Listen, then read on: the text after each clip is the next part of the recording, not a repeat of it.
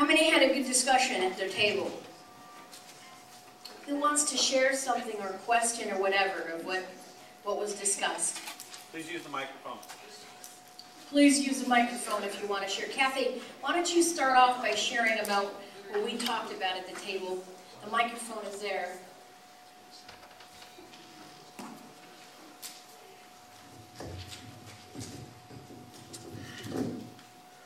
We had lots of brilliant things. Your training wheels. And once they become a revelation, then you don't need the rules. Because then it's life to you. But a lot of us still have the training wheels. You want to take that? You know, why do you put training wheels on a child's bike? So that they don't fall. Okay? And so what's the best way to train your child not to fall over? Is it to just put training wheels on or run next to the bike with them, with the training wheels? Both. We were designed to have the mentor running alongside helping us not how to fall. But for protection, it's wise for the one riding the bike, if they know that training wheels are available, to put them on. God gives us His law as training wheels. So when I came out of the mental institution, I was such a disaster, mentally and emotionally, that very quickly that was the picture God gave me, was I have these training wheels for you. And these training wheels will keep you from falling over and getting hurt while you're learning what I'm telling you. Because without revelation, all we have is a dictatorship telling us to do something we don't see. Faith is not seeing something and just doing it. Faith is having faith in God, who is asking you to do something that you can't see. You have a relationship with something. Faith isn't this abyss that you jump out into and hope God will catch you. Faith is hearing Him say, this is what I'm asking you to do, and although you can't see it, you'll do it. We have grown up in a fallen world with fallen nature that has trained us very well how life functions. And it's an illusion. And so we have God now that is about to pop our illusions. And He pops the illusions with revelation of love. It's consistently a revelation of my plans for you are good and healthy and right. But it's very difficult for us to believe because all our life we've heard the boss is a dictator. If you're in charge, everybody else has to line up. If you're in charge, you get to dictate to everybody the way it is. And whether we admit it or not, that's often how we feel about God the Father. So the rules for us from Him become regulations that you better follow or else. So in our life, what we get is we get a brand new two-wheeler when we get born again. And up to then, we were, on the tricycle that couldn't fall over. But now we're going to learn to ride a two-wheeler, and we're in danger of falling over. And so what you need to ride the two-wheeler is you need the two-wheeler, which is the information. And you need somebody to run alongside of you, explaining how this two-wheeler works and helping you get your balance. And you need training wheels that will keep you from having a disaster in the midst of it. But what makes it not a dictatorship is the training wheels are an option. No one has the right to tell you you have to put on the training wheel. You're stupid if you don't, but you're allowed to be stupid. And that's really the truth.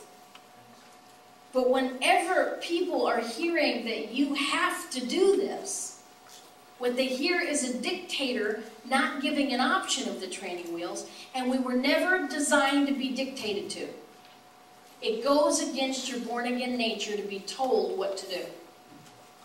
God doesn't tell us. A commandment from God is not an ultimatum. A commandment from God is instruction that is good for you. Do you see what I'm saying? But it's very difficult for us to believe that because of what we've been taught all our lives. So the training wheels are something God provides. Now, let's say a child let's say you can ride a two-wheeler. Do you need the training wheels? Then it doesn't bother you that they're there either. You didn't need to rely on them, but that's okay.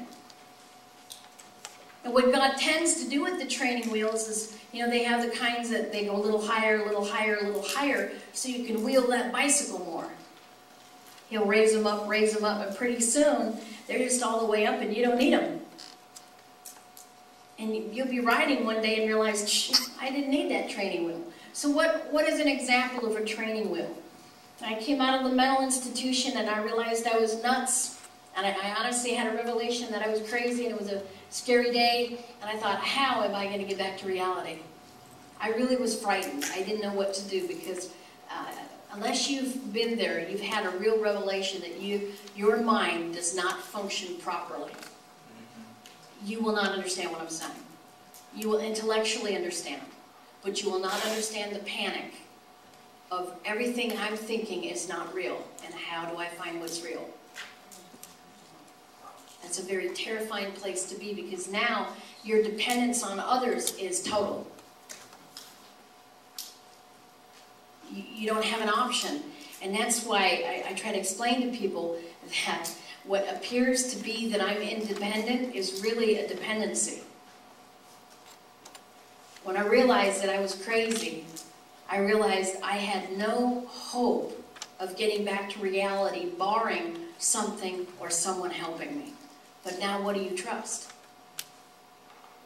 I obviously had trusted this and it wasn't real. And so there becomes a nightmare.